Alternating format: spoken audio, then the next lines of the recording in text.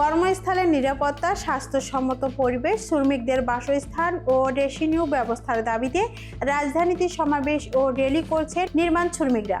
ইমারত নির্মাণ শ্রমিক ইউনিয়ন বাংলাদেশ ইনসাফ এর উদ্যোগে বাংলাদেশ প্রেস ক্লাবের সামনে আয়োজিত এই সমাবেশে সংগঠনের নেতাকর্মী ও শতাধিক নির্মাণ শ্রমিক অংশ নেন। এর মধ্যে উল্লেখযোগ্য হল কর্মস্থলের পূর্ণ নিরাপত্তা নিশ্চিত করা, স্বাস্থ্যসম্মত কাজের পরিবেশ গড়ে তোলা, শ্রমিকদের জন্য উপযুক্ত বাসস্থান ব্যবস্থা ন্যায্য রেশিও চালু করা এবং বাংলাদেশের শ্রমিক কল্যাণ ফাউন্ডেশনের বোর্ড সভা নিয়মিতভাবে প্রতি মাসে একবার আয়োজন করা। বক্তারা বলেন, নির্মাণ শ্রমিকরা দেশের উন্নয়নের গুরুত্বপূর্ণ ভূমিকা রাখলেও তারা দীর্ঘদিন ধরে অবহেলিত।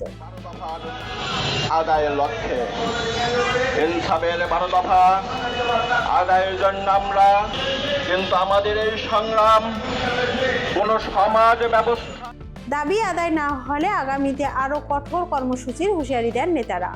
সমাবেশ শেষে প্রেস ক্লাব চত্বর থেকে একটি র্যালি বের হয়ে আশেপাশের প্রধান সড়ক প্রদক্ষিণ করেন।